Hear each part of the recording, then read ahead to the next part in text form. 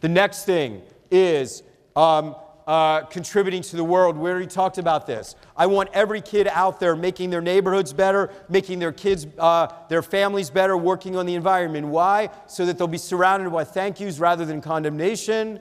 Why? So that they will understand that service feels good, so that when they need to receive, as they absolutely will at some point in their lives, they will be able to do so without shame or pity. When resilience reaches its limits. So you can do everything I've said, and you're still going to have kids who are going to have physical symptoms, fatigue, disinterest, dropping grades, sad mood, substance use. We don't miss those kids. We see those red flags. The kids we miss are the irritable kids, right? So we know what depression looks like in adulthood. It's being tired, it's having headaches, it's not sleeping enough, it's sleeping too much. We know what that looks like. And we rarely miss it. But what we don't know is that adolescent and childhood depression presents only about half the time looking the way it does in adults.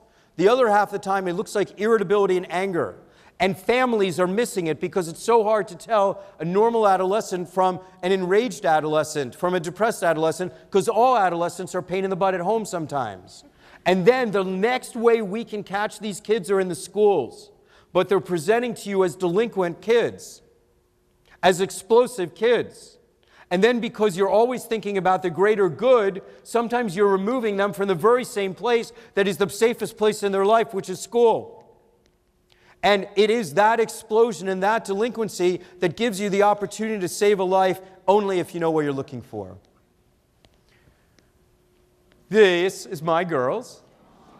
And just a reminder of why we do this.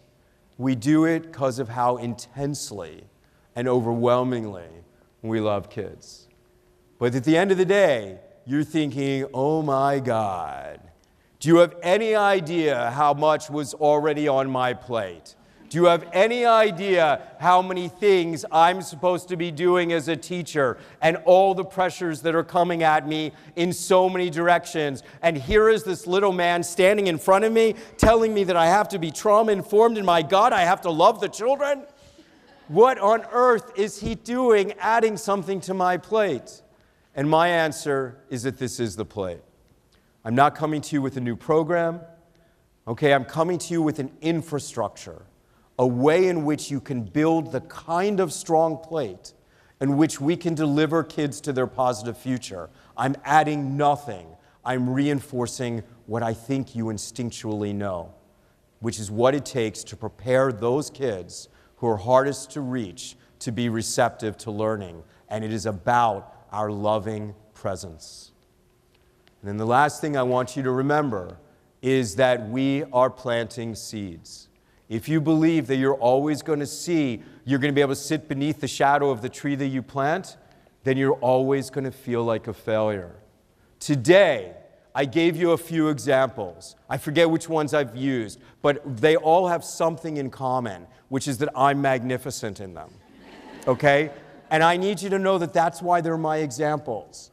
That most days I really wonder whether or not I have made a difference in the life.